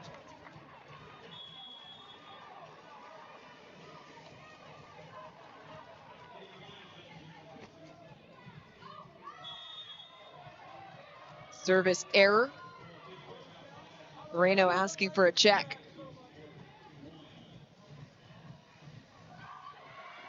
McElroy keeps Arizona State alive, 13-all. Are you not entertained? This is coming down to the wire. Everybody's eyes are peeled. 2 head-to-head, toe-to-toe matches. Tough serve by Karunchik. Alvarez in the corner. That's exactly what I think this TCU pair between Alvarez and Moreno need to do right now. Just give it to Alvarez so she can go ahead and put her hammer on it. Hamlet.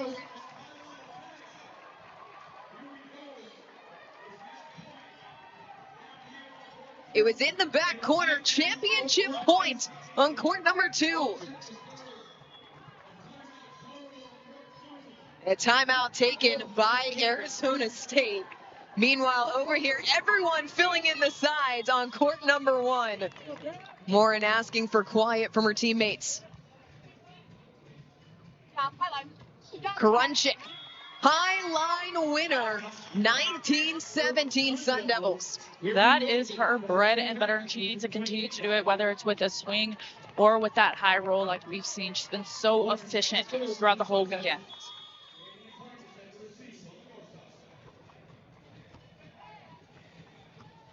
Alvarez for Moreno. Answers with a high line of her own.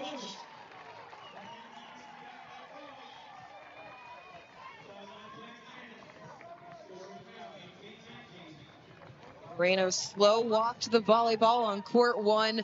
Coming out of the timeout on 14 all tied, 2 matches apiece after Karunchik and Morin knock off Alvarez and Moreno. This one for all of the marbles. Tight to the net, popped back over, and it brings up a championship point for the Sun Devils.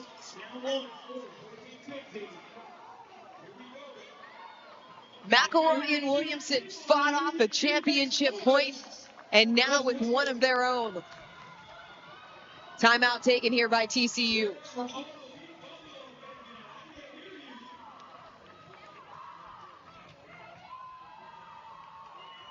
Arizona State sitting on the bubble of the NCAA tournament, need this championship to solidify their argument. TCU in regardless is the number 2 seed in the country. If you're Arizona State, what's the conversation in your chairs right now? Right now, get this serve over the net. We've seen so many service errors, especially in the red zone in these last couple of matches. It is so crucial that you just give yourself a chance. Also, they are up, so they need to stay aggressive. If this does go to another point, if TCU gets it, they'll have to play best to 2.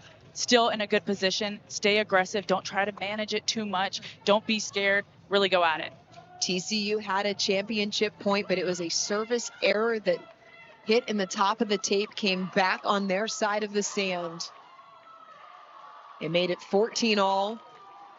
Sun Devils were able to capitalize, and now they have worked themselves a championship point. Court number 2. So much on the line right here.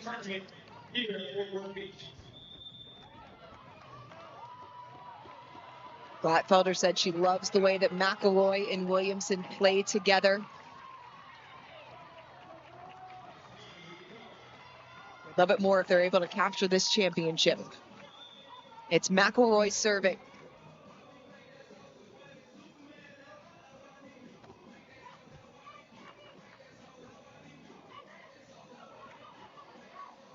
Still alive.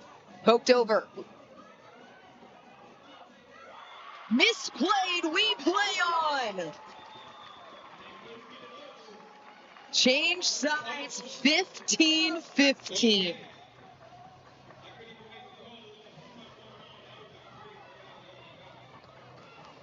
What do you think, partner? I don't even know what to say. The energy in here is wild. Literally, all the spectators are just leaning over the fence. That's exactly how I feel sitting right here in this spot, too.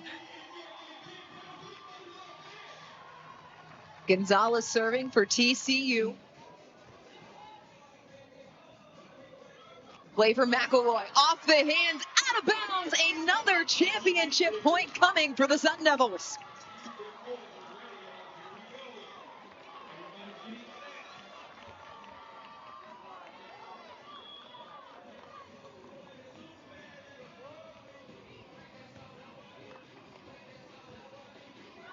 Set for Hamlet. In the court, she answers with a kill. They are going back and forth. You can really tell how laser focused both of these pairs are right now. They got all the support of everyone in the room, just trying to make sure that they can both stay clean. The senior pair in Gonzalez and Hamlet. Williamson setting for McElroy. TCU with a championship championship point. And that is a huge momentum shift. As I said earlier, blocking is such a mental game. It makes you think twice next time you swing into it, and that was such a terminating block. Hamlet with the serve. McElroy over the block, just inside the line. Hamlet not able to get there. Oh, goodness.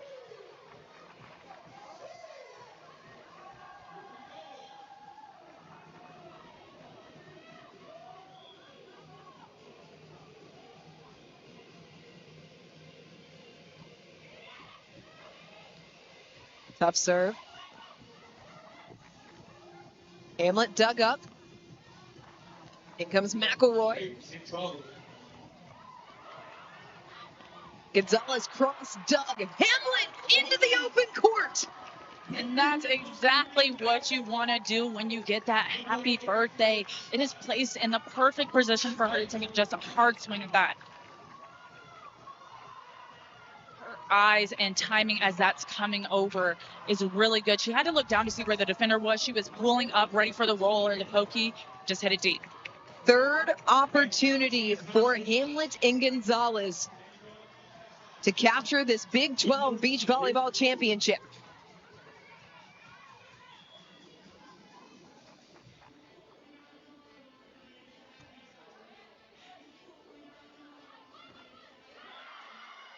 McElroy.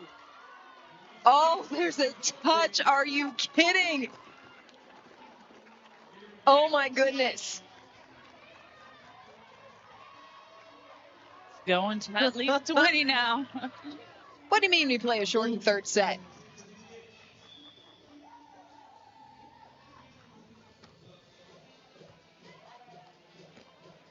Hamlet drops the hammer.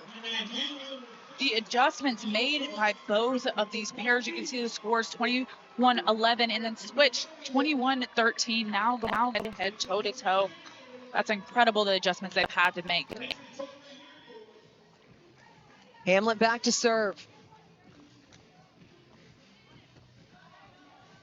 McElroy tracks it down. The set for Williamson. Popped it over the block. There is no quit on either side. And now this is starting to look like a normal first or second set. Nothing normal about this, just a Big 12 championship on the line. The crowd filling in here at the TCU Beach Volleyball courts. The Horned Frogs have not lost a match here since 2020. Gonzalez plays it up for Hamlet. It's tight to the net. Misplayed by the Sun Devils. Looks like she's going to run to the ref to try to tell him that she came underneath the net. And there's a conversation there with Lucio Veron. If she comes underneath that net, it is okay if she does not obstruct the play. Arizona State certainly felt like there was enough there to potentially get an obstruction call, but it will be another championship point for TCU, 20-19. Ball in the hands of Maria Gonzalez. Williamson off the block. Here comes McElroy. Cross court and in. Arizona State pulls level at 20. We change sides again. I think that's exactly what you're going to see every time you give McElroy and Williamson a free ball. They got a clean look and a great attack off of that. TCU has had 4 opportunities at capturing the championship. Arizona State has had a pair, neither team able to capitalize.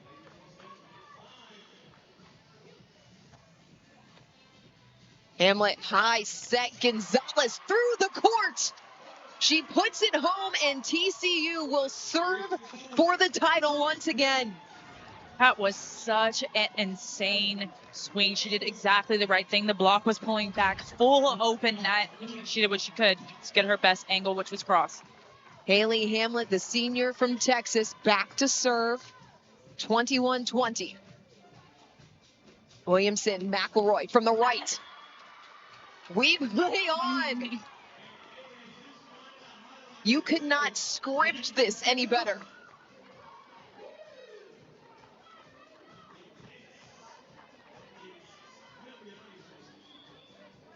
TCU won the 3s and the 4s. Arizona State has won the 1s and the 5s. It's all coming down to the 2s. Gonzalez checks the defense. McElroy missed it.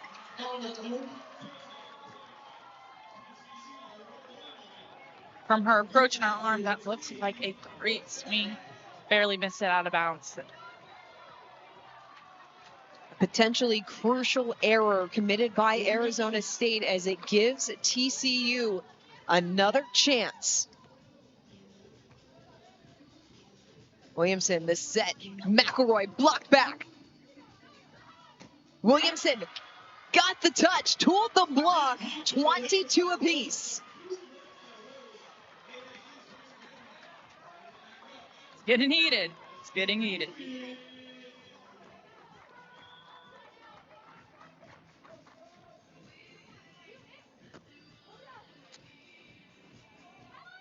Gonzalez calling for it off the block. And once again, we will switch sides with TCU having the chance to close out the number 2 court and capture the first ever Big 12 Beach Volleyball Championship.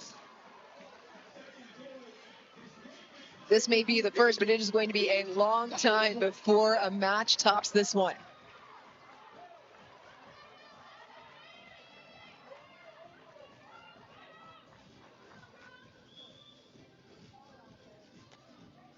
Hamlet, service error, 23 all.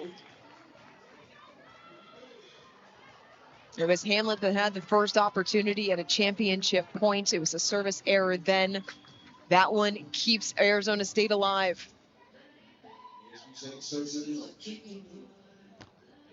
McElroy put it up. Hamlet played over. Gonzalez sets Hamlet. Still going.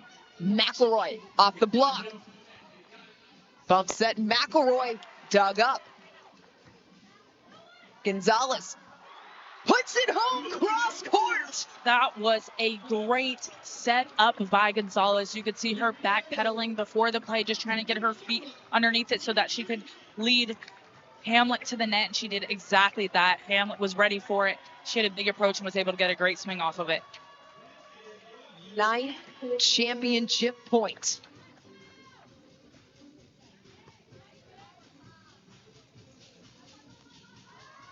Rolled it over. Arizona State continues to answer the bell. With this score, we're thinking a little bit about indoor volleyball. You know, it's 25 points for a set. Here, just 15 for the third set going into overtime. It's 15 for the third and indoor, too. In the fifth set. Fifth set, yeah. Hamlet, cross just inside the line. 25-24. Hamlet, another opportunity to close this out.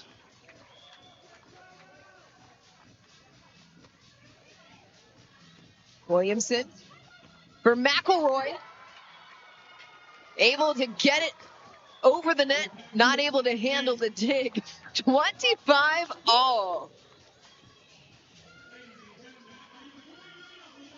You would have never guessed by the scores of the first 2 sets that we would be tied at 25 apiece here in the third. It was 21-11 in favor of TCU in the first, 21-13 in the second. In this decisive third set to 15, we are tied at 25 apiece. TCU has had 10 chances at championship point.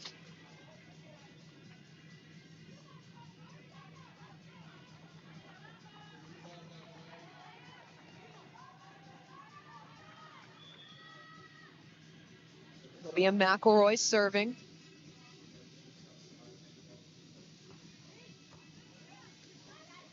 Hamlet running into it. Gonzalez again comes up with the kill to give her team the chance at taking the title. Their 11th dual points. What they need to do is stay aggressive right here. They have the one up. They should be feeling confident. Swing at it. Libby Gonzalez to serve.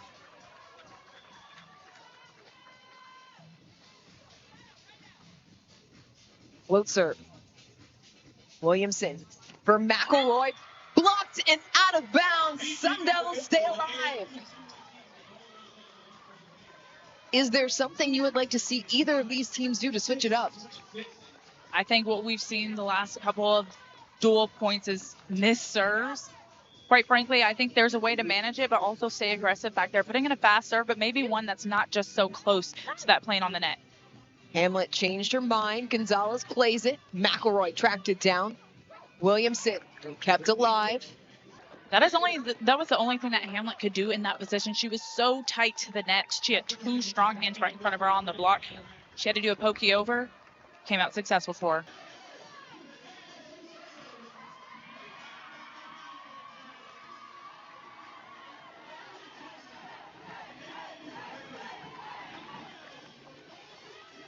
It took 12 championship points, but finally, TCU able to put away Arizona State. A valiant effort by the Sun Devils and the number 2 pair of Olivia McElroy and Ava Williamson. They fought off 11 championship points.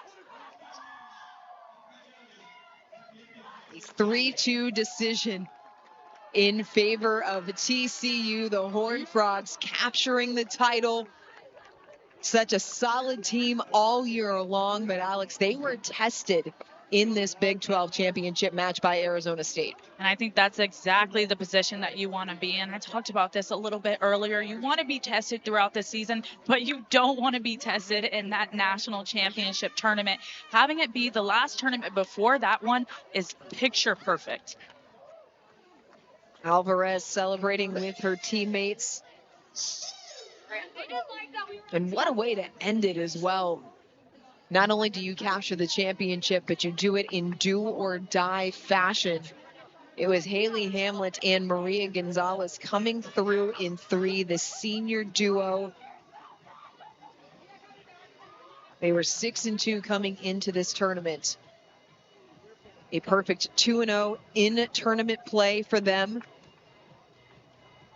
as they help elevate the TCU Horned Frogs to the first ever Big 12 Beach Volleyball Championship. And a well-deserved smile, banners, and photos for the TCU Horned Frogs.